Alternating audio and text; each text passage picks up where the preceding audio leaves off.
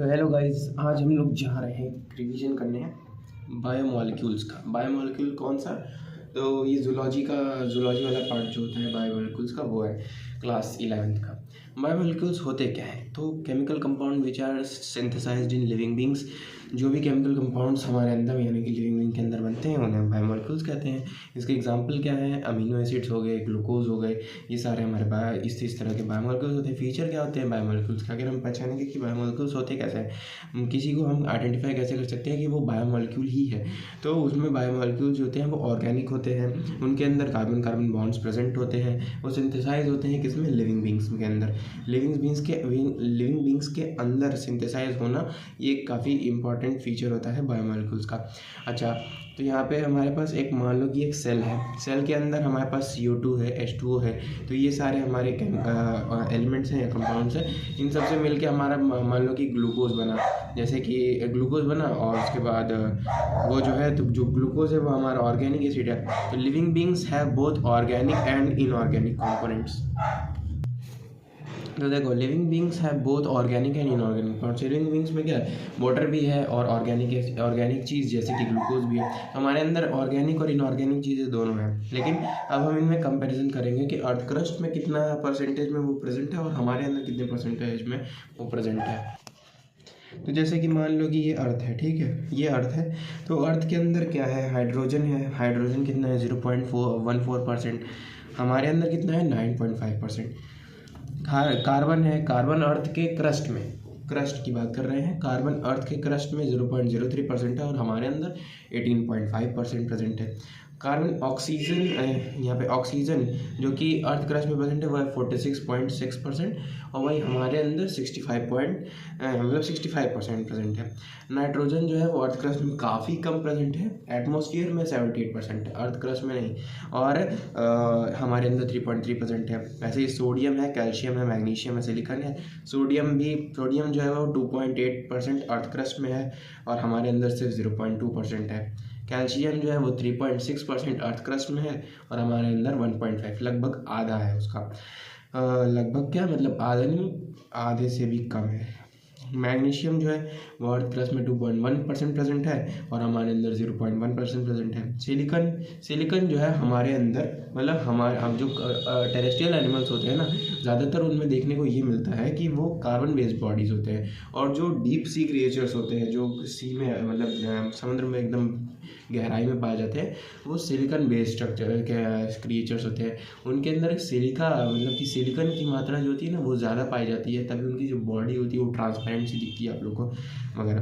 तो earth crust में silicon का जो प्रेजेंस है वो 27% होता है, वही ह्यूमन बॉडी में नेग्लिजिबल होता है। अर्थ क्रस्ट, तो अर्थ क्रस्ट का अगर हमने ऑर्डर लिखना है तो हम कैसे लिखेंगे कि सबसे ज़्यादा उसमें ऑक्सीजन प्रेजेंट है, फिर सिलिकॉन है, फिर कैल्शियम है, फिर सोडियम है, फिर मैग्नीशियम है, हाइड्रोजन है, कार्बन है, सल्फर है, नाइट्रोजन है। तो ऑक्सीजन हो गया, सिलिकॉन हो गया, ये दोनों हो गए। उसके बाद कैल्शियम हो गया, सोडियम हो गया, ये दोनों हो गए। फिर मैग्नीशियम हो गया, हाइड्रोजन हो गया, ये दोनों हो गए। फिर कार्बन हो गया, सल्फर हो गया और नाइट्रोजन हो गया। तो ऐसे हम याद कर सकते हैं। क्या क्या हमने याद किया? ऑक्सीजन हो गया, सिलिकॉन हो गया, कार्बन हो गया, सोडियम हो गया, उसके बाद मैग्नीशियम हो गया, हाइड्रोजन हो गया, और उसके बाद हाइड्रोजन हो गया, फिर कार्बन हो गया, फिर सल्फर हो गया, नाइट्रोजन हो गया। अगर मैंने बीच में कहीं कार्बन बोल दिया हो तो मुझे माफ़ करो। Oxygen, silicon, calcium, sodium, magnesium, hydrogen, carbon, sulphur, nitrogen. Human body में इसका ऑर्डर क्या है? ह्यूमन बॉडी में सबसे पहले ऑक्सीजन ही है। ऑक्सीजन के बाद अब हम कौन सी बेस्ड बॉडीज़ हैं? हम कार्बन बेस्ड बॉडीज़ हैं। तो हम क्या होंगे कि ऑक्सीजन के डायरेक्ट बाद हमारे अंदर सबसे ज़्यादा मात्रा किसकी है? कार्बन की प्रेजेंट है। उसके बाद फिर हमारे अंदर है हाइड्रोजन। हमारे अंदर पानी है, 70% पानी है, तो हाइड्रोजन प्रेजेंट है। नाइट्रोजन हमारे अंदर प्रेजेंट है। उसके बाद हमारी बोन्स किसकी बनी? कैल्शियम की, कैल्शियम प्रेजेंट है। सल्फर, हमारे अंदर सल्फर प्रेजेंट है। उसके बाद फिर सोडियम, हम नमक कितना थोड़ा सा खाते हैं तो सोडियम की मात्रा भी उसी से तुम एज्यूम कर सकते हो। सोडियम Na जो है वो बहुत पीछे की तरफ आता है, Na भी कम प्रेजेंट है। मैग्नीशियम तो कहाँ ही खाते हो, और सिलिकॉन तो है ही नहीं, लगभग एब्सेंट ही होता है ह्यूमन बॉडी में। फिर देखो H hydrogen and carbon are relatively high percentage in the human body more than the earth crust. सिर्फ एक हाइड्रोजन और कार्बन ऐसी चीज़ है जो कि अर्थ क्रस्ट के परसेंटेज कंपोजिशन से ज़्यादा हमारी बॉडी में पाई जाती है। तो इसका मतलब ये है कि सिलिकॉन जो मतलब इसका मतलब ये है कि हमारी जो बॉडी जो मैंने कहा कि कार्बन या ऑर्गेनिक बेस्ड है। Silicon is present in the earth crust as the SiO2। जो सिलिकॉन होता है वो अर्थ क्रस्ट में किस फॉर्म में प्रेजेंट होता है, सिलिकेट के फॉर्म में प्रेजेंट होता है, जिसको हम SiO2 कहते हैं, यानी मतलब कि कंपाउंड्स के फॉर्म में प्रेजेंट होता है। सिलिकॉन फ्री सिलिकॉन में प्रेजेंट होता है। Analysis of the biomolecules. अब हम क्या करेंगे, सबसे पहले हमने देख लिया क्या कि हमने बायोमोलिक्यूल्स होते क्या है और उनकी कॉम्पोजिशन किस किस जगह पे कैसी कैसी है। अब हम देखेंगे कि एनालिसिस करेंगे कि बायोमोलिक्यूल्स किस किस तरह के हो सकते हैं, उनकी कितनी कैटेगरीज हो सकती हैं, उनको हम किस तरह से डिराइव कर सकते हैं। अच्छा, chemical analysis of the biomolecules. Sample हम लेंगे किससे, प्लांट सेल से जैसे कि लीफ हो गया, एनिमल सेल से जैसे कि हमारे लिवर टिश्यूज़ हो गए। लिवर टिश्यूज़ क्यों लेंगे, क्योंकि वो सोमैटिक सेल्स होते हैं, वो काफ़ी फास्टर रीजनरेशन करते हैं। माइक्रोब्स जैसे कि बैक्टीरियल सेल्स ले लिए, इन सबको हमने लिया, इनका सैंपल हमने लिया, हमने इनको डिग्रेड किया। किस में डिग्रेड किया, एक ओखली ली ऐसे और एक ये पेस्टल लिया, मतलब मोर्टार और पेस्टल लिया ऐसे, और दे मारा, मतलब चटनी बना दी उसकी पूरी। और उसके जब उसके बाद पूरा उसका डिग्रेड कर दिया हमने, सेल डेब्रिस बना ली एक तरीके से। तो फिर हमने उसको क्या किया कि उसको हमने सॉल्यूशन में ऐड किया। कौन से सॉल्यूशन में, ट्राइक्लोरो एसीटेट में।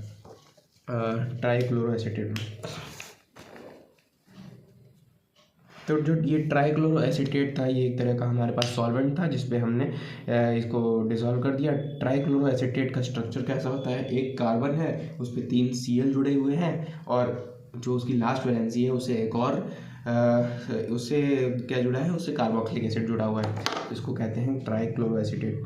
अच्छा, अब क्या है कि अभी जो हमारे पास लिक्विड है, अब हम इस लिक्विड को एक दूसरे बीकर में ट्रांसफ़र करेंगे। कैसे करेंगे, बीच में फ़िल्टर पेपर लगा करेंगे।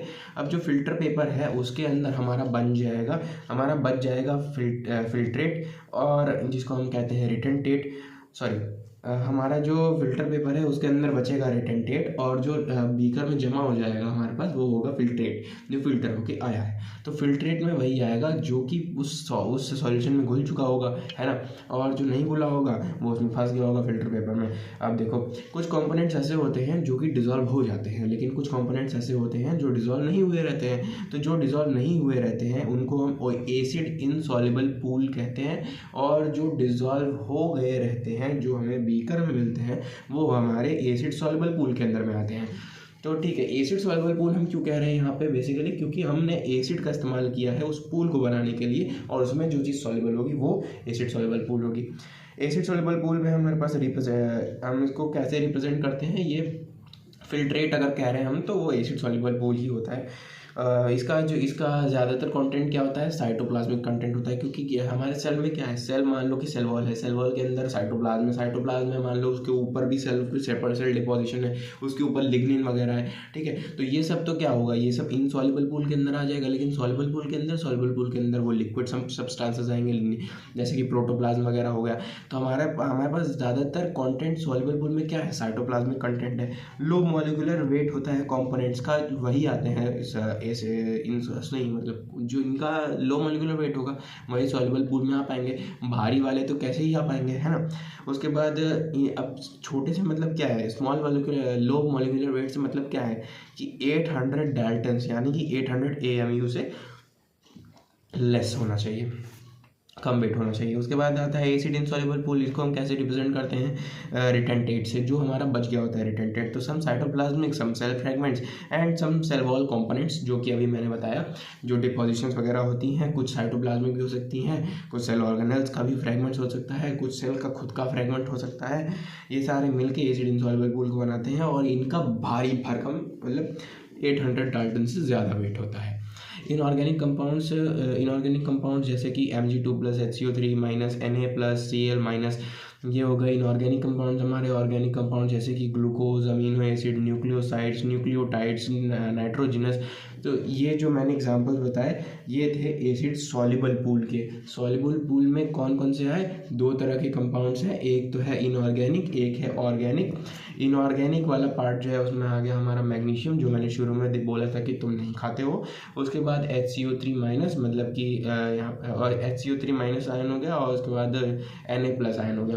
तो ये सारे जो होते हैं ये एसिड सॉल्युबल पूल के अंदर आते हैं। ऑर्गेनिक कंपाउंड्स में क्या क्या आते हैं, ऑर्गेनिक कंपाउंड्स में हमारा ग्लूकोज हो गया, ग्लूकॉन डी पीते हो ना, ग्लूकॉन डी, तो वो ग्लूकोज ही होता है, वो सॉल्युबल पूल में आता है। अमीनो एसिड हो गए, अमीनो एसिड भी सॉल्युबल पूल में आते हैं।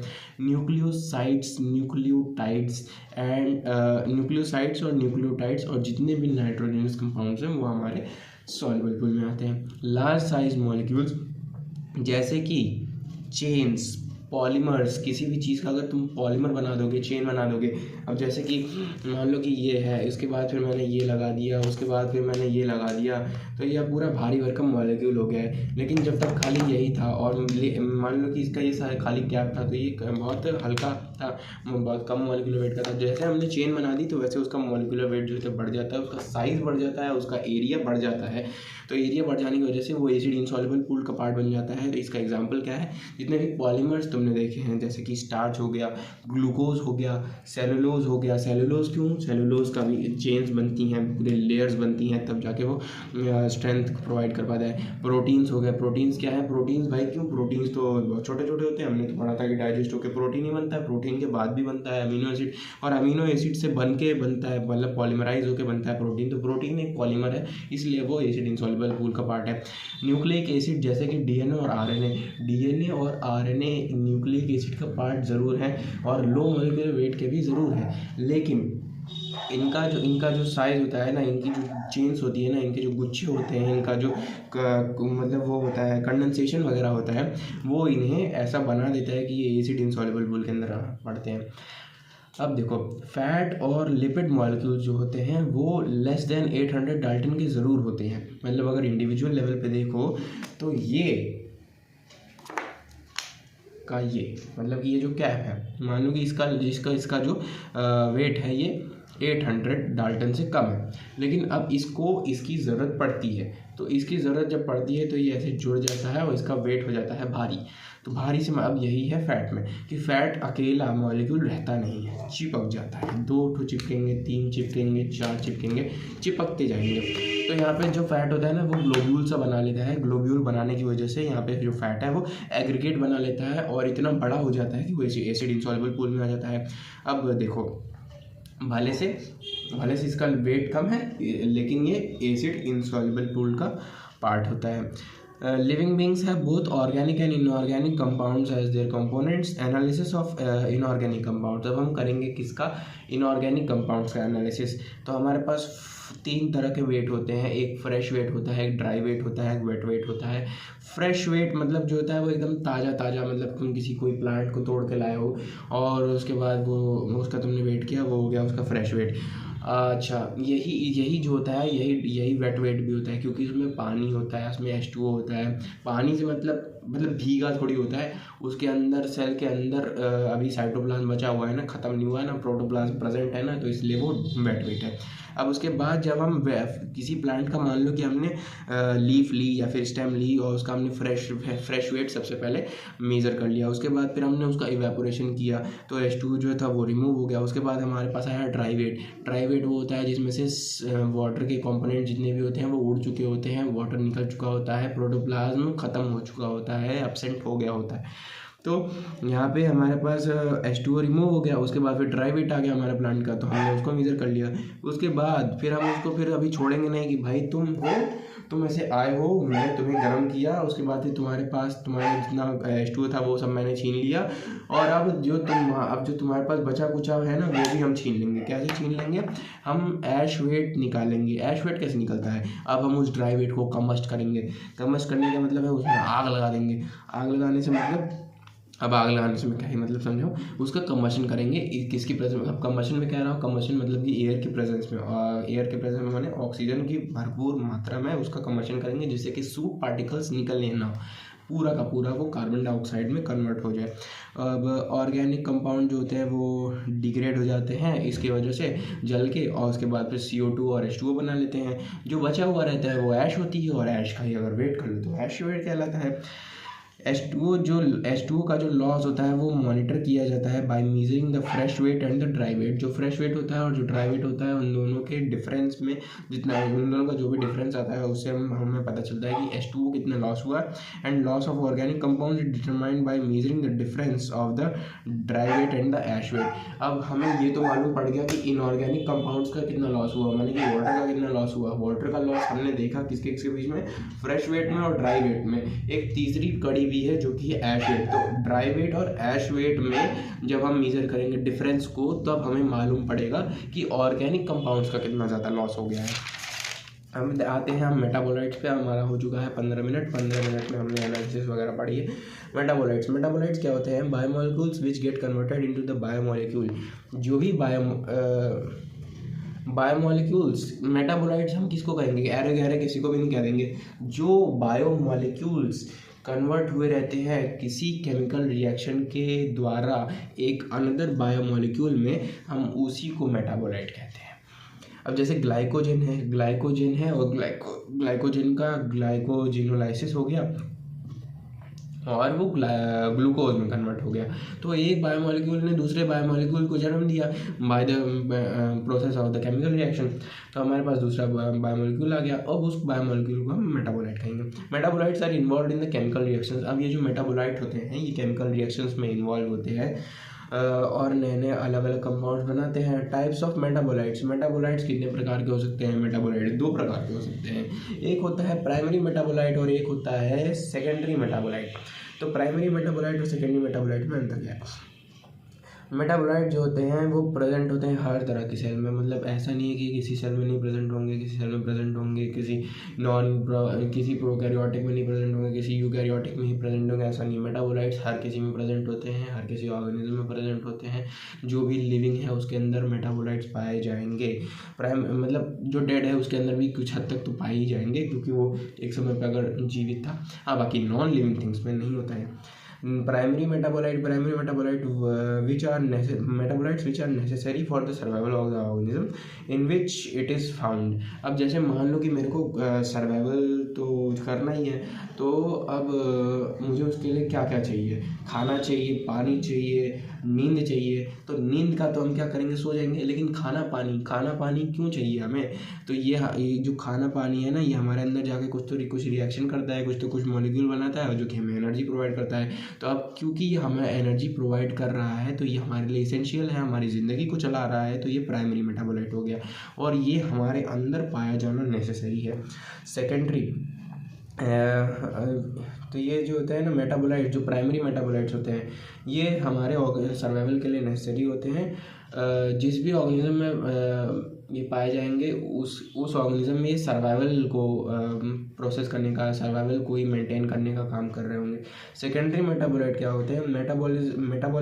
Metabolites which are accessory for the survival of the organism in which it is found. ऐसे मेटाबोलाइट्स जो कि एक ऑर्गेनिज्म में पाए जा रहे हैं लेकिन वो उतना क्रूशियल काम नहीं कर रहे हैं जितना कि जान पे बना है। मतलब कि अब मान लो कि मैं चीनी खाना अगर छोड़ दूँ मैं मर नहीं जाऊँगा, है ना।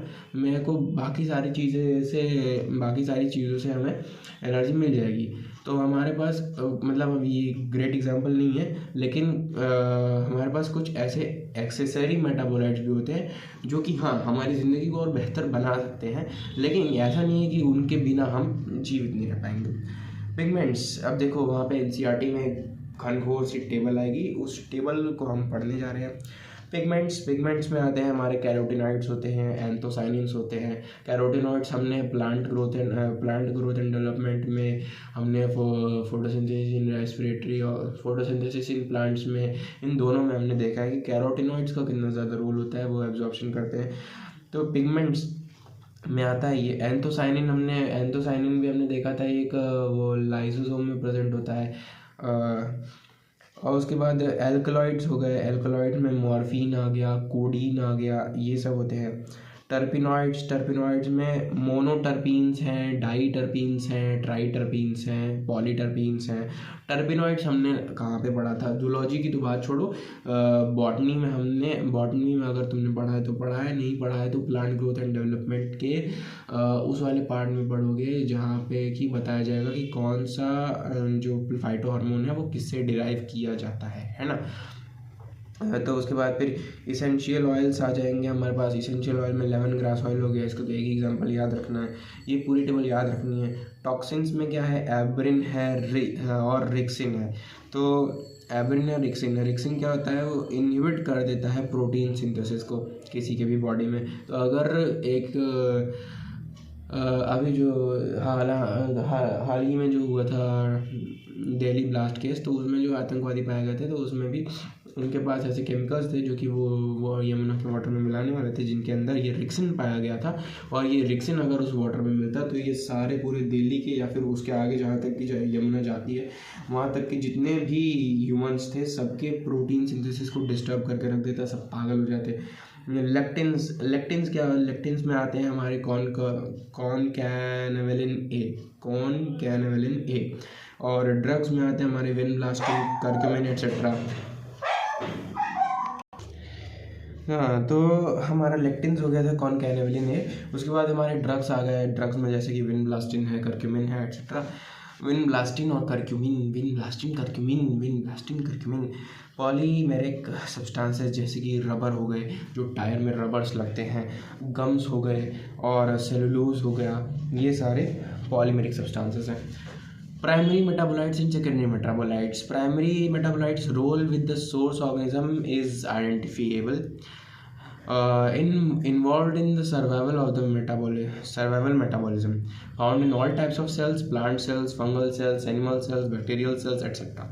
Secondary metabolites are those in which role within the source organism is unidentifiable, not involved in the survival metabolism, found in the plants, fungal cells, microbes, etc. तो अभी मैंने बताया ही प्राइमरी और मेटाबोलाइट्स के बीच का जो भी डिफरेंस होता है।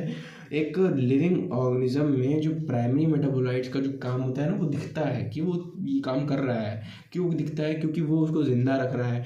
अब सेकेंडरी मेटाबोलाइट्स को उतना ज़्यादा नहीं दिखाई देता है काम की, मतलब ये कुछ कर रहे होते हैं लेकिन ये सर्वाइवल को नहीं ड्राइव कर रहे होते हैं। तो इसलिए ये जो है कि प्राइमरी मेटाबोलाइट्स है वो सर्वाइवल मेटाबॉलिज्म में काम आएगा, और सेकेंडरी मेटाबोलाइट जो है वो सर्वाइवल मेटाबॉलिज्म में उतना ज़्यादा पार्टिसिपेट नहीं करेगा। हाँ, बल्कि ग्रोथ और डेवलपमेंट वगैरह में भी कर सकता है। Found in all types of cell primary metabolite जो होता है वो सारे टाइप्स ऑफ सेल में पाया जाता है, लेकिन सेकेंडरी मेटाबोलाइट जो होता है वो प्लांट सेल, फंगल सेल और माइक्रोब्स में पाया जाता है। एनिमल सेल में एब्सेंट होता है। ठीक है, ये बात गौर करने वाली है। अब देखो प्राइमरी मेटाबोलाइट्स का एग्जांपल देख लो। प्राइमरी मेटाबोलाइट का एग्जांपल क्या ही तुम खोज सकते हो, मतलब सोच सकते हो।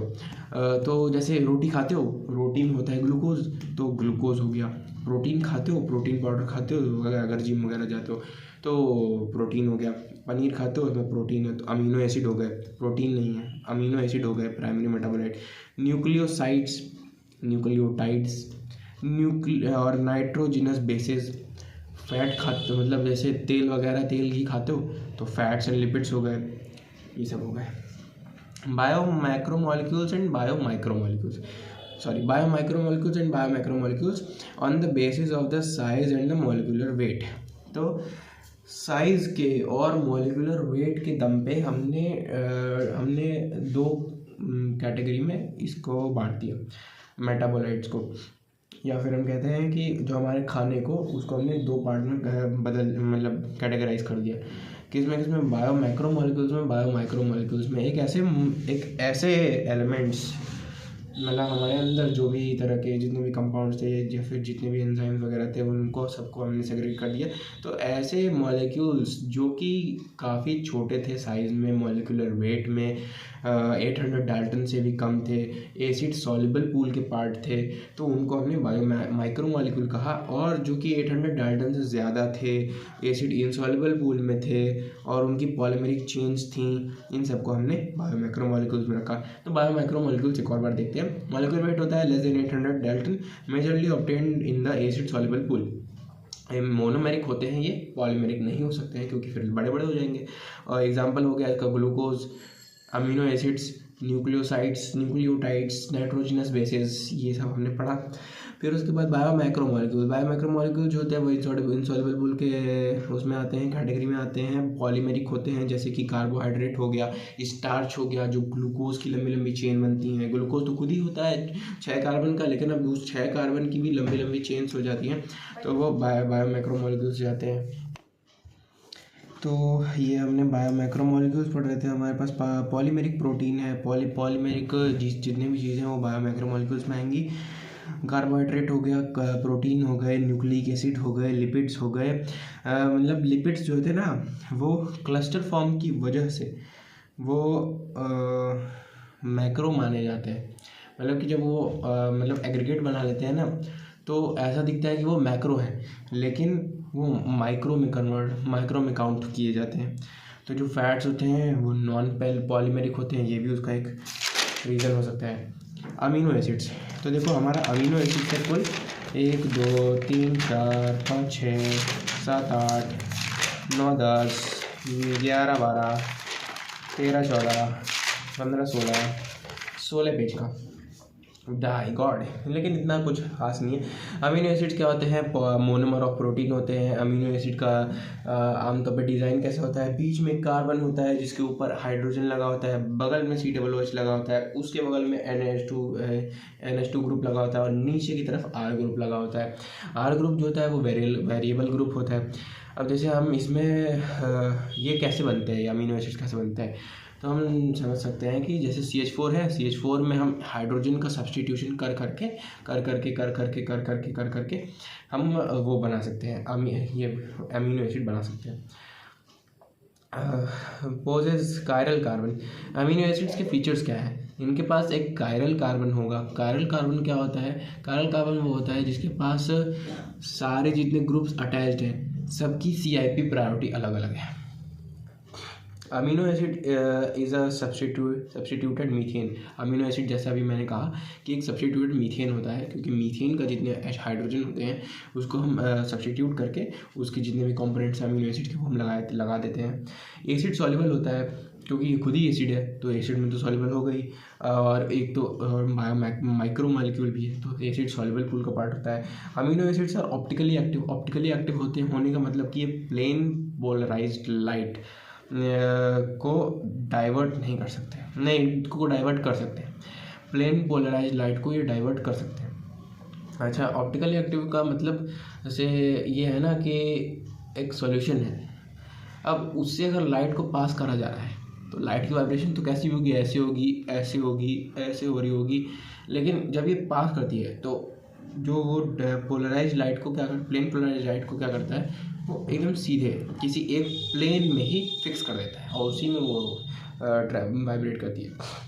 तो ये दो तरह के हो सकते हैं, एक लीवो रोटेटरी हो सकता है, एक डेक्स्ट्रो रोटेटरी हो सकता है। कि अगर एक ऐसी एक मॉलिक्यूल ऐसे से वाइब्रेट कर रहा था, लेकिन अब उसको इसने टेढ़ा कर दिया और ऐसे ऐसे वाइब्रेट कर रहा है, तो वो हो जाएगा उसका मतलब कि ये उसका ये ऐसे से हो गया या ऐसे से हो गया, ये सीधा ही है, तो उसका ये लीवो और डेक्स्ट्रो रोटेटरी नेचर होता है।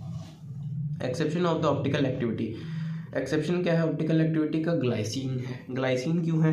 क्योंकि इसमें जो R ग्रुप होता है, R ग्रुप जो होता है वो इसमें हाइड्रोजन होता है, तो ये हाइड्रोजन होता है, इसकी वजह से ये एक्सेप्शन होता है।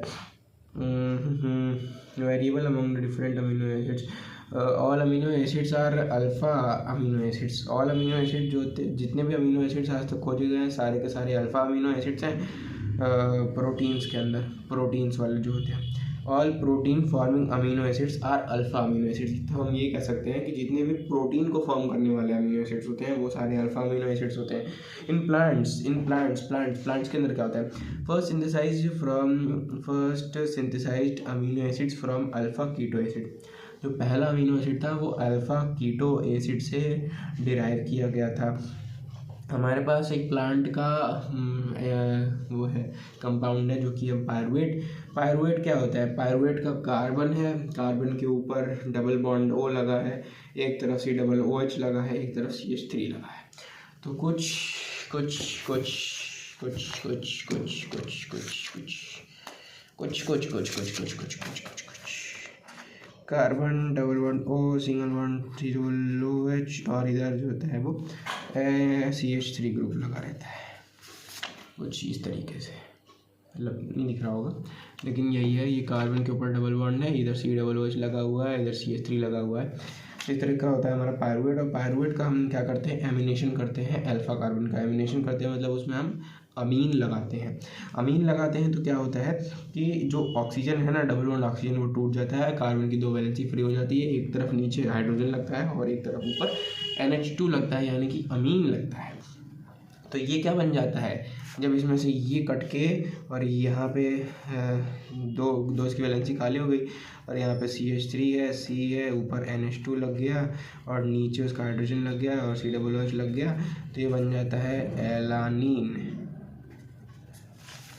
ये बन जाता है एलानीन इस तरह का। देखो ऊपर NH2 लग गया है, नीचे H लग गया है, ये बन गया है एलानीन। अब भाई उल्टा दिख रहा होगा, आई कांट डू एनीथिंग। उसके बाद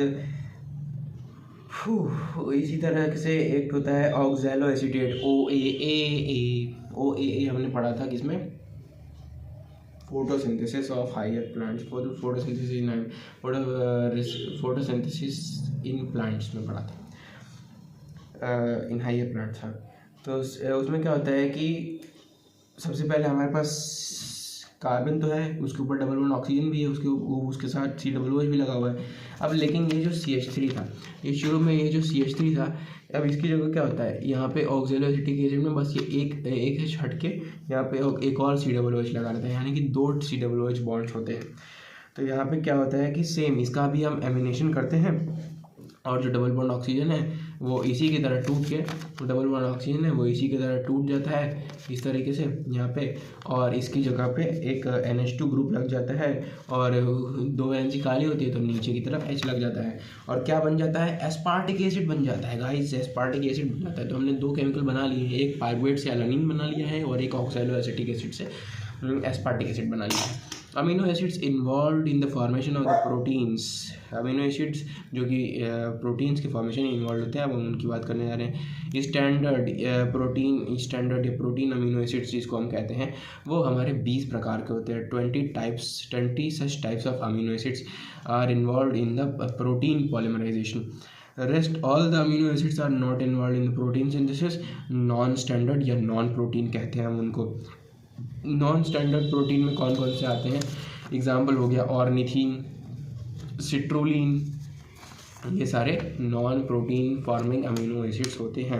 अमीनो एसिड्स देखो 2 तरह के होते हैं, नॉन प्रोटीन अमीनो एसिड्स और प्रोटीन अमीनो एसिड्स। तो ये अभी हमने देखा, नॉन प्रोटीन अमीनो एसिड्स बहुत सारे हो सकते हैं, हंड्रेड्स ऑफ हो सकते हैं, लेकिन amino acids are concise, they are only of 20 types. 20 particular types are there which we have to study. तो हमारे पास सबसे पहले क्या आता है 20 में, हम जैसे जैसे बोलेंगे वैसे वैसे याद करना। सबसे पहला वैलीन, इसका कैरेक्टर V, फिर आता है ल्यूसीन, फिर मैं पहले बता दे रहा हूँ कौन कौन से होते हैं। सबसे पहले है वैलीन, फिर है ल्यूसीन, फिर है आइसोल्यूसीन, फिर है फिनाइलएलानीन, फिर है histidine. Valine, leucine, isoleucine, phenylalanine, histidine. ठीक, अब देखो lysine, arginine, proline. Lysine, arginine, proline कौन कौन से हो गए, valine, leucine, isoleucine, phenylalanine, histidine. उसके बाद लाइसीन, आर्जिनिन और प्रोलीन। लाइसीन, आर्जिनिन और प्रोलीन। उसके बाद आता है aspartate, glutamate, asparagine, glutamine. Aspartate, glutamate, asparagine, glutamine. फिर आता है टायरोसिन, थ्रियोनिन, सिस्टीन, ट्रिप्टोफैन और मीथियोनिन। तो देखो शुरू से हम फिर से बोलते हैं, और हमने क्या क्या मिस किया है हमने अभी जो मिस किया है वो हम general structures of amino acids में पढ़ लेंगे अभी। तो 20 कौन कौन से हैं हमारे पास, काउंट करोगे अभी मिलेंगे नहीं, हमने क्या क्या छोड़ा है मैं बता दे रहा हूँ। ग्लाइसिन छोड़ा है, एलानिन छोड़ा है और सेरीन छोड़ा है, जो कि हमारा जब हमने स्ट्रक्चर देखने वाले हैं। तो हमारे पास 20 कौन से हो गए। सबसे पहले वैलिन, फिर ल्यूसीन, आइसोल्यूसिन, फिर phenyl alanine, histidine, lysine, histidine 5 हो गया, फिर लाइसिन, आर्जिनिन, प्रोलीन, ये हो गया। फिर एस्पार्टेट, ग्लूटामेट, फिर ये हो जाएगा 10, फिर उसके बाद 11 एस्पार्जीन, ग्लूटामीन, फिर tyrosine, threonine, cysteine, tryptophan, methionine, और 3 जो हमने छोड़े हैं कौन से, ग्लाइसिन, एलानिन और सेरीन। तो टोटल 20 हो गए हमारे पास ये प्रोटीन फॉर्मिंग अमीनो एसिड्स। तो जनरल स्ट्रक्चर क्या होता है अमीनो एसिड का मैंने बता दिया। कार्बन, हाइड्रोजन, नीचे R ग्रुप, बगल में COOH, इस बगल में मतलब कि लेफ्ट साइड में कार्बन के NH2 ग्रुप। मतलब ऐसा ज़रूरी नहीं है, लेकिन ये बेसिक स्ट्रक्चर है। अब जो R ग्रुप है ना वो वेरी करते रहते हैं। जब H लगा रहेगा R की जगह तो हो जाएगा ग्लाइसिन, ये सिंपलेस्ट होता है। H की जगह CH3 लगा है तो वो एलानिन है। CH3 नहीं लगा है, R की जगह मान लो CH2OH लगा हुआ है ना। तो इसको कहते हैं हम सेरीन। अब आ जाओ बेसिस ऑफ क्लासिफिकेशन पे। हमने क्लासिफिकेशन के बेसिस पे मतलब हमने कौन कौन से बेसिस लिए हैं क्लासिफिकेशन के, उतनी तरह से हम क्लासीफाई करेंगे। तो हमारे पास अभी 35 मिनट हो चुके हैं, हम बेसिस पे आ चुके हैं। On essential and non essential, हम कौन से इसेंशियल है कौन से नॉन इसेंशियल है, कौन से on R group, on number of amino acid, on number of amino and carboxylic group. R group के बेसिस पे भी हम डिवाइड कर सकते हैं और अमीनो और कार्बोक्सिलिक ग्रुप के बेसिस पे भी हम डिसाइड कर सकते हैं। अब देखो अमीनो और कार्बोक्सिलिक एसिड के नंबर से मतलब ये है कि R ग्रुप की जगह क्या होगा ना कि COOH और NH2 एक्स्ट्रा आ जाएंगे। तो जहाँ एक्स्ट्रा आ जाएंगे वहाँ भी हम क्लासीफाई कर सकते हैं उसके हिसाब से। अब देखो हमने जो भी ये पढ़ा एक बार दोबारा उसको पढ़ लेते हैं। वैलिन हो गया, ल्यूसीन हो गया, आइसोल्यूसिन हो गया, उसके बाद फिर फिनाइल एलानिन हो गया, हिस्टीडीन हो गया, फिर लाइसिन हो गया, आर्जिनिन हो गया, फिर लाइसिन हो गया, आर्जिनिन हो गया, प्रोलीन हो गया, फिर एस्पार्टेट, ग्लूटामेट, उसके बाद फिर हमारा एस्पारिजीन, फिर ग्लूटामीन, उसके बाद tyrosine, threonine, methionine, tryptophan, cysteine, और उसके बाद ग्लाइसिन, एलानिन और सेरीन। ये सारे हमारे पास 20 amino acids. Essential and non essential की बात करें तो इसेंशियल कौन से होते हैं, जो कि हमारी बॉडी में सिंथेसाइज नहीं होते हैं। हमारी बॉडी में अगर सिंथेसाइज नहीं होंगे तो हमें बाहर से लेने पड़ेंगे, इसलिए वो इसेंशियल हैं। और हमारी बॉडी में जो है वो बाहर से ना मिले तो भी कोई बात नहीं है, तो वो नॉन इसेंशियल है। तो जो अंदर बनते हैं वो 10 हैं, जो बाहर बनते हैं वो 10 हैं। अंदर वाले जो 10 हैं उनको हम याद करा देते हैं और जो बाहर वाले 10 हैं उनको भी हम याद करा देते हैं। अभी देखते हैं। Plants have ability to produce all amino acids, no essential amino acids concept in the plants. Plant के पास हर तरह की फैसिलिटी है भाई, प्रोड्यूसर आदमी है तो मतलब वो सारे तरह के अमीनो एसिड्स को बना सकता है अपने अंदर। उसके अंदर ऐसा कोई कॉन्सेप्ट नहीं होता है कि इसेंशियल है, नॉन इसेंशियल है या फिर इस तरीके का, ऐसा कुछ भी नहीं है। अब देखो 10 ऐसे अमीनो एसिड्स जो कि हमें चाहिए, इसेंशियल है, कौन कौन से हैं, वापस आ जाओ। हमने क्या क्या याद किया था, हमने किया था वैलिन, वो इसेंशियल है। ल्यूसीन इसेंशियल है, आइसोल्यूसिन इसेंशियल है, फिनाइल एलानिन इसेंशियल है, हिस्टीडीन इसेंशियल है, लाइसिन इसेंशियल है, आर्जिनिन इसेंशियल है। फिर उसके बाद प्रोलीन छोड़ दो, आठवें नंबर वाला जो है वो प्रोलीन छोड़ दो, एस्पार्टेट छोड़ दो, ग्लूटामेट छोड़ दो, एस्पारिजीन छोड़ दो, ग्लूटामीन छोड़ दो। तो देखो कहाँ से छोड़ना शुरू किया, प्रोलीन से लेके एस्पार्टेट, ग्लूटामेट, एस्पारिजीन, ग्लूटामीन, इतना छोड़ दिया। अब इसके बाद फिर से चालू हो जाओ, तो इतना मैंने छोड़ दिया, 10 पूरे कंप्लीट हो गए। 10 पूरे कंप्लीट हो गए, जिसमें से हमारे 7 जो थे वो इसेंशियल थे। अब हमारे पास कितने बचे? 3 बचे जो कि और इसेंशियल हैं। तो 3 कौन से हैं? टायरोसिन इसेंशियल है, थ्रियोनिन इसेंशियल है, फिर मीथियोनिन इसेंशियल है। सिस्टीन और ट्रिप्टोफैन इसेंशियल नहीं है, और ग्लाइसिन, एलानिन और सेरीन भी इसेंशियल नहीं। तो हमें दोनों तरीके से याद हो चुके हैं। हमें पूरी टेबल याद है, हमने पूरी लिस्ट याद की हुई है। उसमें हमने 7वें नंबर पे देखा कि 8वें नंबर से छोड़ना था प्रोलीन को, फिर उसके बाद प्रोलीन छोड़ना था, फिर उसके बाद हमें वो छोड़ना था क्या था, मैं भूल गया खुद ही। एस्पार्टेट था, फिर एस्पार्टेट था, ग्लूटामेट था, एस्पैरिजीन था, ग्लूटामीन था, इतना हमने छोड़ दिया था। फिर टायरोसिन आ गया, थ्रियोनिन आ गया, मिथियोनिन आ गया, ये सारे एसेंशियल थे। और tryptophan, cysteine, serine, alanine, glycine, ये सारे नॉन एसेंशियल थे। तो हमने इसको याद कर लिया है, ठीक है। Tryptophan, tryptophan, tryptophan, tryptophan, I am sorry, tyrosine भी नॉन एसेंशियल है और ट्रिप्टोफैन एसेंशियल है। वो मैंने थोड़ी नोट्स में गलती हो गई थी। तो हमारा अपडेट हो चुका है। क्या क्या अपडेट हो चुका है? हमारा ट्रिप्टोफैन जो है वो इसेंशियल में आ चुका है, और जो टायरोसिन है वो नॉन इसेंशियल में है। तो देखो, in normal adult human being, normal adult जो होते हैं उसमें क्या होता है कि 8 तरह के इसेंशियल अमीनो एसिड्स पाए जाते हैं। 2 नहीं पाए जाते क्योंकि उनकी जो सिंथेसिस है ना वो काफ़ी स्लो होती है, और वो बाहर से भी ले सकते हैं। तो 8 तरह के जो टोटल इसेंशियल मतलब हिस्टीडीन, जैसे हमने देखा कि इसेंशियल वो होते हैं ना जो हम बाहर से लेते हैं, लेकिन ऐसा हो कि हमारी बॉडी ग्रो हो तो हम जो है कि कुछ फेमिलियर हो जाए 2 ऐसे कंपाउंड से जो कि हम अपनी बॉडी में भी धीरे धीरे स्लो प्रोसिंथेसिस करें, लेकिन बनाने लगे, तो हम उस पर डिपेंडेंट नहीं रह जाएंगे। अब वो इसेंशियल नहीं रह जाएगा। तो एडल्ट ह्यूमन बीइंग में 8 ही इसेंशियल होते हैं।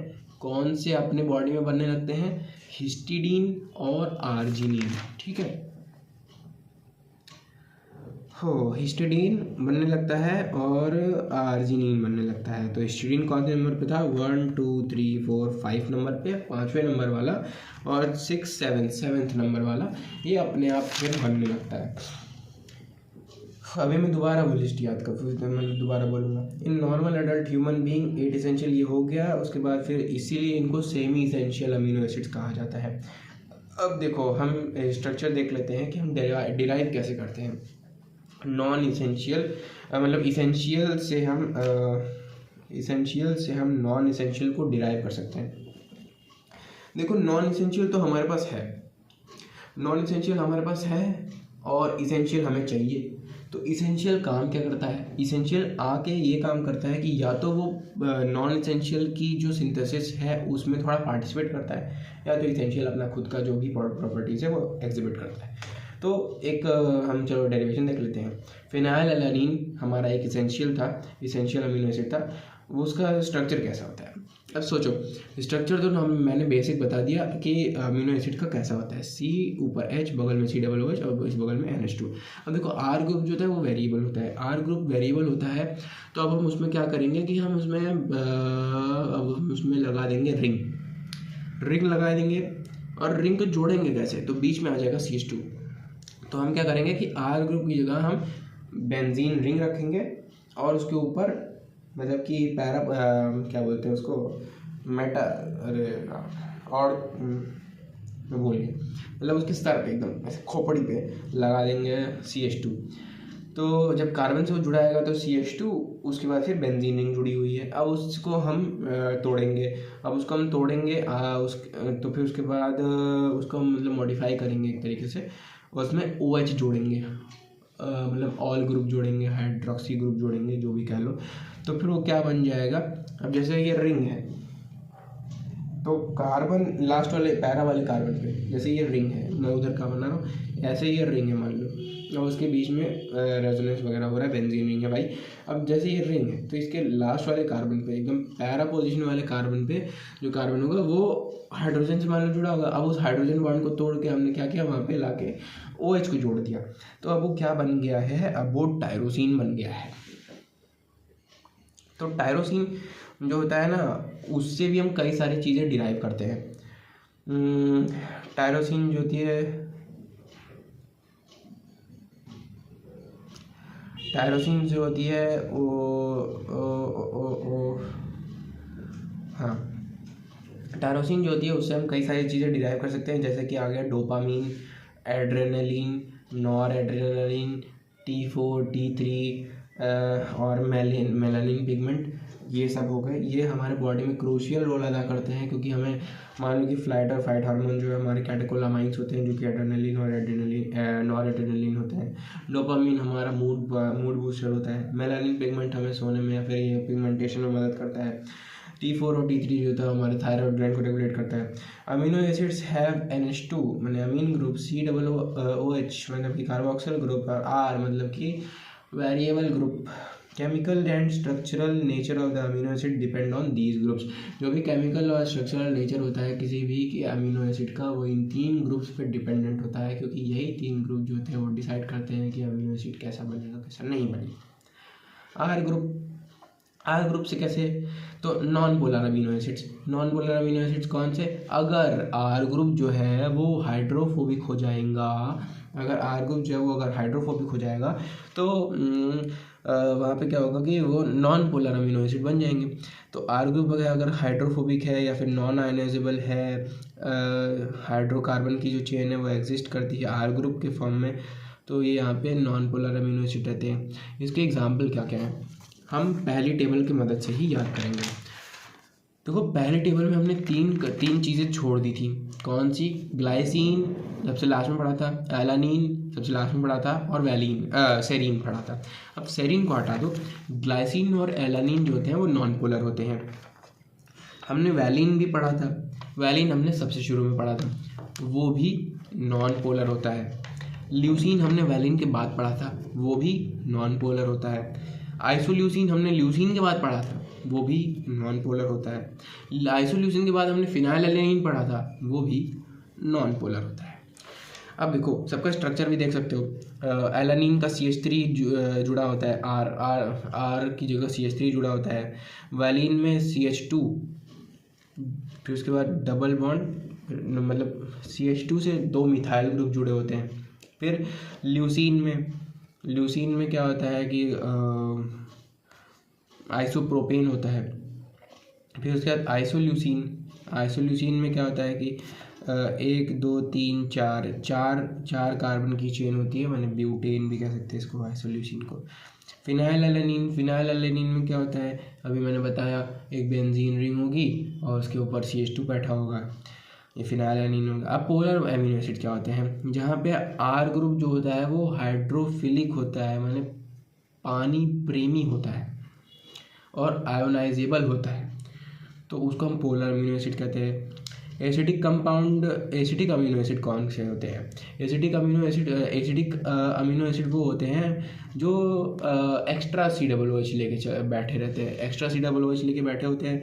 मतलब कि जैसे एग्जांपल कौन कौन से हो गए, हमने कौन कौन से एसिड पढ़े थे, एस्पार्टेट पढ़ा था तो एस्पार्टिक एसिड, ग्लूटामेट पढ़ा था, ग्लूटामिक एसिड। तो ये दोनों जो होते हैं वो एसिडिक पोलर अमीनो एसिड होते हैं। फिर बेसिक अमीनो एसिड कौन कौन से होते हैं, तो बेसिक में हमारे पास आता है लाइसिन, हिस्टिडीन और आर्जिनिन। लाइसिन, हिस्टिडीन और आर्जिनिन। जब देखो हमने टेबल में जब याद किया था तो पहले हिस्टिडीन आया था, फिर लाइसिन आया था, फिर आर्जिनिन आया था। तो ये तीनों लगातार एक सीरीज में ही पोलर कंपाउंड्स हैं, पोलर हैं वो भी बेसिक है। अब एमाइड आता है। एमाइड में कौन कौन है, addition of the NH2 group in the COOH group.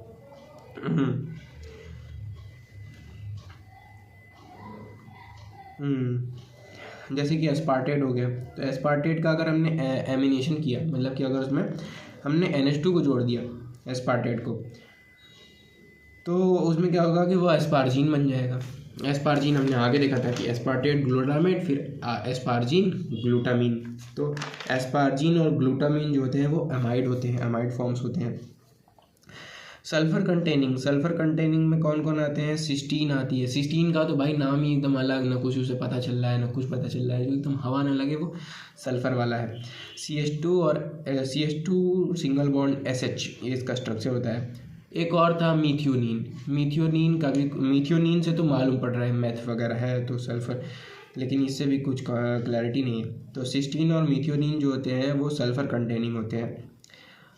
OH group containing कौन कौन से होते हैं? OH ग्रुप कंटेनिंग वाले जो हमारा सबसे लास्ट में छूट गया था, सेरीन जो था हमारा छूट गया था। ग्लाइसिन और एलानिन तो भाग गए किसमें? नॉन पोलर का अमीनो एसिड में, लेकिन जो हमारा OH था वो छूट गया, OH ग्रुप में छूट गया सेरीन। और कौन बचा? टायरोसिन। और कौन बचा? थ्रियोनिन। तो थ्रियोनिन मतलब टायरोसिन, थ्रियोनिन और सेरीन हमारे पास OH ग्रुप में आ गया है। Number of NH2 and COOH group. Number of NH2 और COOH ग्रुप के हिसाब से हमने डिसाइड किया क्लासिफिकेशन। तो एसिडिक अमीनो एसिड हमने किसको देखा? जिसमें COOH ग्रुप ज़्यादा था। COOH ग्रुप ज़्यादा कैसे होगा? R की जगह COOH ग्रुप आ जाएगा। इसका एग्जांपल क्या क्या था? एस्पार्टेट था, ग्लूटामेट था, एस्पार्टिक एसिड जिसको कहते हैं, ग्लूटामिक एसिड जिसको कहते हैं, वही था। अब देखो मैं इन सब का लेटर भी बता देता हूँ एक बार को। इन सबको मतलब रिप्रेजेंट करने का शॉर्ट फॉर्म भी होता है और लेटर भी होता है। तो शॉर्ट फॉर्म तो क्या ही, तुम देख के पता चल जाएगा, और लेटर देख लो। वैलिन का V, ल्यूसिन का L, आइसोल्यूसिन का I, फिनाइल एलानिन का F।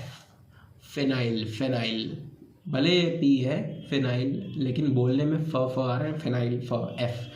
फिर उसके बाद हिस्टिडीन H, लाइसिन का पता नहीं क्या सोच के, लेकिन K, लेकिन ठीक है तो के लाइसिन का K। आर्जिनिन का, अब आर्जिनिन का बोलने में आर आ रहा है, R हो गया। प्रोलीन का P हो गया। एस्पार्टेट का दादा आदमी भाई D हो गया। ग्लूटामेट का तो ग्लूटामेट एक तरीके से इंजन मान लो, तो E हो गया। एस्पार्जिन का शब्द ही नहीं बचे अब भाई, ख़त्म है, एन रख दिया। एस्पार्जिन का तो उसके बाद ग्लूटामीन का Q, टायरोसिन का Y। टायरोसिन पूछ रहा है कि मैं ऐसा क्यों किया, Y। थ्रियोनिन का T ही रखा है, सिस्टीन का C ही रखा है, और ट्रिप्टोफैन का W, मतलब W आदमी है भाई, बहुत प्रो आदमी है, अभी आगे जाकर पता चलेगा। मीथियोनिन का M हो गया, ग्लाइसिन का G हो गया, एलानिन का A हो गया, सेरीन का S हो गया। दोबारा रिपीट कर दे रहा हूँ। वेरिन का V, ल्यूसिन का L, आइसोल्यूसिन का I, फिनाइल एलानिन का F, हिस्टिडीन का H, लाइसिन का K, आर्जिनिन का R, प्रोलीन का P, एस्पार्टेट का दादा आदमी D, ग्लूटामेट का इंजन भाई E, एस्पार्जिन का N, ग्लूटामीन का Q। उसके बाद टायरोसिन पूछता है Y, थ्रियोनिन बोलता है T, सिस्टीन का C, ट्रिप्टोफैन W आदमी है W, मिथियोनिन का M, ग्लाइसिन का G, एलानिन का A और सेरीन का S। ठीक है, इसेंशियल एंड नॉन इसेंशियल ये तो हमने देख लिया, R ग्रुप हमने देख लिया। अब एसिडिक अमीनो एसिड का मैंने तुम्हें एग्जांपल बता रहा था ना, हाँ, तो एस्पार्टेट था, ग्लूटामेट था। बेसिक अमीनो एसिड में कौन से? हिस्टिडीन है, आर्जिन है और लाइसिन है। आर्जिनिन है और लाइसिन है, एक लाइन से हिस्टिडीन है, आर्जिनिन है और लाइसिन है। न्यूट्रल में कौन से थे? जितने भी बचे हुए हैं, जो कि OH हैं, जो कि अमाइड हैं, ये सारे रेस्ट वाले ये न्यूट्रल है। अमीनो एसिड जो थे वो दो तरह के हो सकते हैं, ये हमने देख लिए हैं। हाइड्रोफोबिक हो सकते हैं, हाइड्रोफिलिक हो सकते हैं। तो हाइड्रोफोबिक कौन कौन से थे? अब बताओ G कौन सा था? G ग्लाइसिन था, A एलानिन था, V वैलिन था, L जो था वो लाइसिन था, ल्यूसिन था। L जो था वो ल्यूसिन था। अब I क्या था? आइसोल्यूसिन था। F क्या था? फिनाइल एलानिन था। तो ये सब लेटर्स भी याद होने चाहिए। हाइड्रोफिलिक माने पोलर में कौन कौन से थे?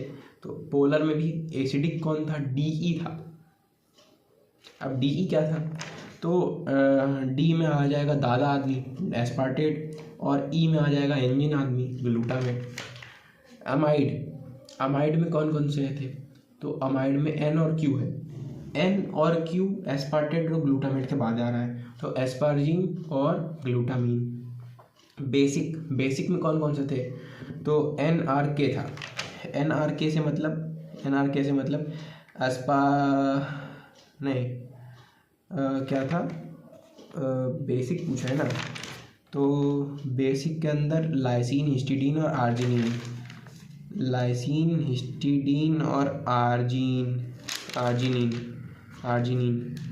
लाइसिन हो गया L, हिस्टिडीन हो गया H और आर्जिनिन हो गया R, LHR लहर। और उसके बाद OH ग्रुप आ गया। OH ग्रुप या अल्कोहलिक ग्रुप कौन कौन सा था? तो T था। T से आ जाएगा क्या? थ्रियोनीन। S से क्या आ जाएगा? अब S से बताओ भाई, मेरे को तो खुद ही भूल गया है। S से सेरीन था। उसके बाद Y से टायरोसिन था। फिर सल्फ़र कंटेनिंग कौन कौन से हैं? तो सल्फ़र कंटेनिंग में दो ही अजीब थे, एक सिस्टीन था, एक मिथियोनिन था, तो C और M हो गए। अमीनो एसिड हमने देख लिया। इमीनो एसिड में क्या होता है? NH ग्रुप होता है, तो P हो गया। P कौन सा है? P था हमारा प्रोलीन। फिर W आ जाता है, जो कि मोस्ट कॉम्प्लेक्स अमीनो एसिड होता है, इसलिए W आदमी है, जो कि ट्रिप्टोफैन होता है। अब इसमें क्या होता है ना, ट्रिप्टोफैन में एक रिंग तो होती है बेंजीन की, लेकिन उस रिंग के साथ एक और रिंग प्रेजेंट होती है। जैसे मान लो कि ये रिंग है ऐसे करके, और इसका जो ऑर्थो पोजीशन है और इसका जो पैरा पोजीशन मतलब मेटा पोजीशन है। अब यहाँ से रिंग निकलेगी ऐसे जाएगी, और यहाँ से रिंग निकलेगी ऐसे आके मिलेगी, और यहाँ पे जो जॉइंट है यहाँ पे N है और H है, तो N और H का ग्रुप होता है यहाँ पे प्रेजेंट, इसको इमीनो एसिड कहते हैं। ठीक बात। एरोमेटिक कंपाउंड्स कौन से? वाइफ होती है एरोमेटिक कंपाउंड्स। W क्या है? ट्रिप्टोफैन है। Y क्या है? टायरोसिन है। F क्या है? फिनाइलएलानिन है। जिसमें भी रिंग प्रेजेंट होगी बेंजीन की, वो हो जाएगा क्या? Aromatic compound. All amino acids are optically active except the glycine, ये हमने देख ही लिया है। L अमीनो एसिड और D अमीनो एसिड एक लीवो रोटेटरी होते हैं, एक डेक्स्ट्रो रोटेटरी होते हैं। तो जो लीवो रोटेटरी होते हैं ना, वो ज़्यादातर प्रोटीन्स में पाए जाते हैं, मेनली इन प्रोटीन्स। ट्रिप्टोफैन हो गया, हाइड्रोक्सीप्रोलीन हो गया, हिस्टिडीन हो गया, लाइसिन हो गया, आर्जिनिन हो गया, ये सारे ऑप्टिकली एक्टिव नहीं होते हैं। नहीं, सॉरी, ये बात नहीं। ये ज़्यादातर प्रोटीन्स में कौन से पाए जाते हैं उनका नाम है। ट्रिप्टोफैन है, W आदमी, hydroxy proline P, histidine H और लाइसिन और आर्जिनिन L और A। नहीं, एलानिन का A था, आर्जिनिन का R था। ठीक है। अमीनो एसिड से ज्विटर आयन क्या होता है?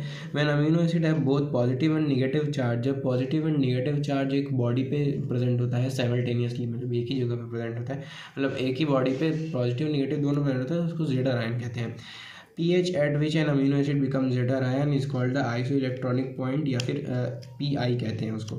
ऐसा pH जो कि किसी भी अमीनो एसिड को दो चार्जेस कंटेन करने पे मजबूर कर दे, तो हम उसको कहते हैं कि वो ज्विटर आयन या फिर आइसो इलेक्ट्रॉनिक पॉइंट कहते हैं हम उसको। तो pH 6 पे क्या होता है कि मान लो कि हमारे पास एक नॉर्मल सा ग्लाइसिन है, ग्लाइसिन का हमने pH 6 पे क्या देखा कि उसका जो C डबल बॉन्ड OH था, तो उसका जो हाइड्रोजन था वो रिलीज़ हो गया, C double bond O minus बन गया वो। लेकिन pH 4 पे भेजा हमने उसको, उसका pH हमने और कम कर दिया, तो अब वो क्या हुआ, तो उसमें C डबल OH जो था उस पर माइनस तो था, माइनस तो नहीं था, मतलब उसको हाइड्रोजन मिल गया था, क्योंकि जितना ज़्यादा तुम एसिडिक होते आओगे उतना ज़्यादा तुम्हें हाइड्रोजन मिलता जाएगा, तो उसको हाइड्रोजन तो मिल गया, लेकिन इतना ज़्यादा हाइड्रोजन मिल गया कि NH को भी हाइड्रोजन मिल गया, NH2 को भी हाइड्रोजन मिल गया, और वो NH3 बना लिया, तो NH3 प्लस हो गया। अब जो इन दोनों के बीच की जगह होगी, इन दोनों के बीच की जगह होगी माने PHO5 होगा। PH5 पे हम देखेंगे कि NH3+ भी प्रेजेंट है और C+O- को भी अभी तक हाइड्रोजन नहीं मिला है, तो प्लस और माइनस दोनों प्रेजेंट होंगे। तो इसलिए हम किसको कहते हैं कि ये ज्विटर आयन स्टेज हो जाती है, जहाँ पे कि अमीनो एसिड जो होते हैं वो इस स्टेज में किसी भी इलेक्ट्रॉनिक फील्ड में मूवमेंट नहीं दिखाते हैं। ठीक बात, ठीक है। पेप्टाइड बॉन्ड एक तरह का कोवेलेंट बॉन्ड होता है पेप्टाइड बॉन्ड, और ये किसके बीच में होता है, ये दो अमीनो एसिड्स के बीच में होता है। कब होता है, जब ट्रांसलेशन के टाइम पे प्रोटीन का फॉर्मेशन हो रहा होता है, तब ये बनता है। कैसे बनता है, bye enzyme peptidyl transferase, peptidyl transferase के द्वारा इसको फॉर्म किया जाता है, ये पेप्टाइड बॉन्ड बनाया जाता है। 2 amino acids are joined by 1 peptide bond to form the dipeptide. देखो 2 अमीनो एसिड जुड़ते हैं और एक बॉन्ड बनाते हैं जिसको हम कहते हैं पेप्टाइड बॉन्ड। तो उस पेप्टाइड बॉन्ड को तो हम कहते हैं पेप्टाइड बॉन्ड, लेकिन कहा जाता है असली में डाइपेप्टाइड बॉन्ड। डाइपेप्टाइड बॉन्ड जो होता है उसको सुनने में लगता है कि साला दो पेप्टाइड बॉन्ड होगा, लेकिन 2 पेप्टाइड बॉन्ड नहीं होता है, एक ही पेप्टाइड बॉन्ड होता है। ये एक मिसनोमर होता है और इसका नाम इसलिए पड़ा होगा मेरे ख्याल से क्योंकि 2 बंदे जुड़ रहे हैं और उसके बीच में बॉन्ड बन रहा है, तो डाइपेप्टाइड बॉन्ड। तो ये बनता कैसे है पेप्टाइड बॉन्ड, तो अगर एक अमीनो एसिड ले लो तो उसका C+OH है, मान लो कि ये C+OH का ये हाइड्रोजन है या फिर ये OH है, ठीक है, ये C बॉन्ड का ये C डबल बॉन्ड है, मतलब कार्बन है, कार्बन के ऊपर C डबल बॉन्ड O है, OH लगा हुआ है, ये बॉन्ड है और ये OH लगा हुआ है। अब क्या होगा, और इधर ये मान लो कि ये NH2 ग्रुप है, ये वाला जो कैप है ये NH2 ग्रुप है, NH ग्रुप है, सॉरी NH2 ग्रुप है, ये पूरा पेन जो है वो NH2 ग्रुप है और जो ये कैप है वो हाइड्रोजन है उस NH2 ग्रुप का। अब होगा क्या कि इसका जो OH है, और इसका जो H है, तो OH और H मिला के ये अपना पानी बन के निकल जाएंगे और ये दोनों जो है ये आपस में जुड़ जाएंगे, ठीक, ये आपस में ऐसे जुड़ जाएंगे। तो अब यहाँ पे क्या हो जाएगा, यहाँ पे पेप्टाइड बॉन्ड फॉर्मेशन हो जाएगा। तो पेप्टाइड बॉन्ड में हमने देखा कि पेप्टाइड बॉन्ड बनते समय एक तो पेप्टाइडल ट्रांसफरेज यूज़ होता है, दूसरे वो वाटर रिलीज होता है। तो जब ये बॉन्ड बन जाता है तो हमारे पास क्या था, हमारे पास C+O था और उसके ये बॉन्ड से आके ये जुड़ गया, और जब ये जुड़ गया तो यहाँ पे NH2 था ना, तो एक हाइड्रोजन निकला तो NH बचा, तो C+O N और H बचा है, तो हमारे पास ये क्या आ गया है, अमाइड ग्रुप आ गया है। ऑर्गेनिक में पढ़ेंगे अमाइड ग्रुप आ जाता है। तो जब भी हमारा पेप्टाइड बॉन्ड बनता है तो वहाँ पे हमारे अमाइड ग्रुप आ जाता है। देखो प्रोटीन में अभी नहीं पढ़ाऊँगा, प्रोटीन में आगे पढ़ाऊँगा। प्रोटीन में देखो बहुत सारी चीज़ें हैं। तो उसके बाद अब जैसे ये दो लोगों के बीच में बना तो डाइपेप्टाइड बॉन्ड, 3 लोग के बीच में बना तो ट्राइपेप्टाइड बॉन्ड। ठीक बात। देखो 2 टर्मिनल्स होते हैं, एक कार्बन टर्मिनल होता है, एक नाइट्रोजन टर्मिनल होता है। किसी भी बॉन्ड का, किसी भी अमीनो एसिड का एक कार्बन टर्मिनल होता है जो कि C+OH होता है, और एक नाइट्रोजन टर्मिनल होता है जो कि NH2 होता है। अब इन्हीं दोनों के बीच में बॉन्ड बनता है। Similarly multiple amino acid join to form the polypeptide, ये पॉलीपेप्टाइड बनाते हैं और एक तरीके से वो प्रोटीन बनाते हैं जुड़ के। Number of amino acids in the polypeptide, अगर number of amino acid in polypeptide n है, अगर n number of polypeptides, n number of amino acid polypeptide बना रहे हैं, तो पॉलीपेप्टाइड बॉन्ड्स मतलब कि पेप्टाइड बॉन्ड्स कितने होंगे, n-1 होंगे। जैसे अगर डाइपेप्टाइड बॉन्ड बन रहा है तो बॉन्ड तो एक ही बन रहा है, लेकिन 2 अमीनो एसिड आपस में रिएक्ट कर रहे हैं। NH2 एंड C+OH मतलब C+OH group of each amino acid in polypeptide chain are involved in the peptide bond formation except first free NH2 and last free C+OH amino acid। NH2 और C+OH